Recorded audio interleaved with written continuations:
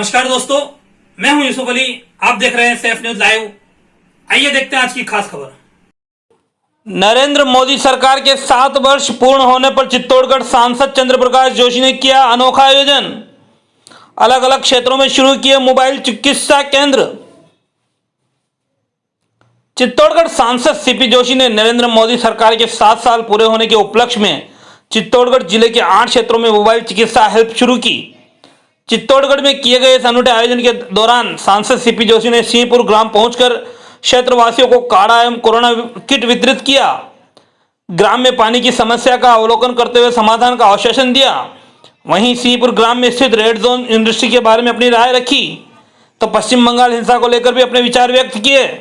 इस मौके पर सिंहपुर सरपंच अंकित राव समेत पंचायत समिति सदस्य दिनेश पाराशर एवं पार्टी कार्यकर्ता मौजूद रहे। Bureau report safe news live. आपकी आज ये यात्रा है, इस संदर्भ में ये यात्रा है। देखिए, विशेष रूप से इस कोरोना पैंडेमिक में, कोरोना महामारी में हमारे तमाम पार्टी के लोग, सारे हमारे माननीय विधायकगण, प्रधान, जिला प्रमुख जी, सभी सरपंच साहिबान, पंचायत समिति के मेंबर, जिला परिषद के मेंबर और हमारी पार्टी के बूथ स्तर तक के कार्यकर्ता नरेंद्र मोदी जी के 7 वर्ष के इस कार्यकाल को कोई जश्न नहीं मनाकर सेवा के रूप में कार्य करने का निर्णय लिया। और इसी निमित्त मैंने अपने पूरे चित्तौड़गढ़ लोकसभा में 8 मैंने ऐसी तैयार कराई है जिसमें काढ़ा भी होगा, जिसमें टेम्परेचर गन भी है, जिसमें ऑक्सीमीटर भी है। लगता है कि कोई बीमार है तो उनके लिए कोरोना किट भी है, सारी दवाएं ब्रांडेड दवाएं हैं, N95 मास्क भी है, सर्जिकल मास्क भी है, सैनिटाइज़र भी है। तो ये सारी सुविधा हम लोगों ने गांव-गांव जाकर ये काढ़ा पिलाने का काम भी कर रहे हैं, जागरूकता का काम भी कर रहे हैं। और नरेंद्र मोदी जी की सरकार में 7 वर्ष में जो ऐतिहासिक काम हुए हैं उसी को लेकर कार्यकर्ता आज ये सेवा ही संगठन के कार्य को लेकर नीचे तक पहुंचकर इस सेवा के कार्य में जुटे हैं। हमने इसी निमित्त चित्तौड़ में 50 बेड का एक कोरोना वार्ड भी शुरू कराया था जब ये संकट का बहुत ज़्यादा संकट चल रहा था। तब ऐसे अनेक पूरे हमारे विधायक जी ने, अर्जुन लाल जी ने सारे PSC CSC पर ऑक्सीजन कंसंट्रेटर, ऑक्सीजन सिलेंडर और जो भी आवश्यक सामग्री थी, इक्विपमेंट थे, वो सारा काम उन्होंने भी देने का काम किया। हमने भी सांसद कोटे से जहाँ ज़रूरत थी हम दोनों ने बातचीत करके कुछ जगह उन्होंने दिया, कुछ जगह हमने दिया, ताकि संकट के समय हम लोग जनता के लिए कैसे हम ज़्यादा से ज़्यादा मददगार बन सके, इस प्रकार का हम सब लोगों ने मिलकर प्रयास किया है। सर, अभी सिंहपुर में पास में गैस की एक फैक्ट्री है, वहाँ से इतना रिसाव होता है कि यहाँ के ग्रामवासियों को बहुत तकलीफें हो रही है।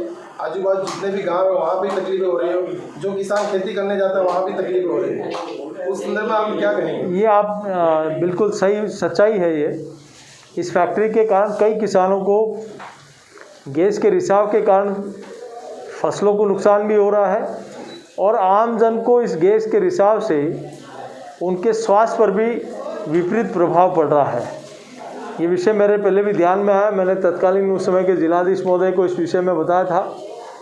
हमें वापस इसको एनवायरनमेंट में जहाँ जहाँ भी भेजना होगा, इनके खिलाफ जहाँ भी बात करनी होगी, निश्चित रूप से हम लोग किसी उद्योग के खिलाफ नहीं हैं, लेकिन उद्योग अपना लाभ कमाने के लिए किसान की फसल बर्बाद करे और लोगों का स्वास्थ्य खराब करे, उस कीमत पर हम उद्योग को बर्दाश्त नहीं कर सकते।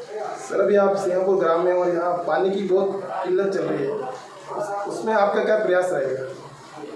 देखिए, पानी की समस्या है तो निश्चित रूप से पंचायत में भारत सरकार भी अपनी एक ग्रांट देती है, साल की 2 किस्तें देती है और सांसद और विधायक कोष की भी ज़रूरत पड़ेगी।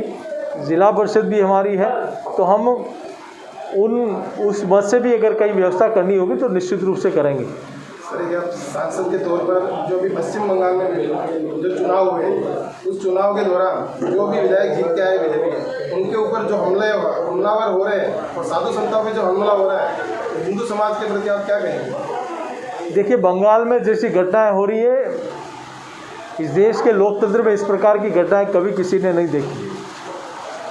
आप 1-2 घटनाओं में कितने बीजेपी के चुनाव के नतीजे आने के बाद 25 कार्यकर्ताओं की हत्या कर दी गई, 11,000 लोगों को अपना बेघर होना पड़ा, अपना घर परिवार छोड़कर पलायन करना पड़ा, शरणार्थी शिविर में रहना पड़ा।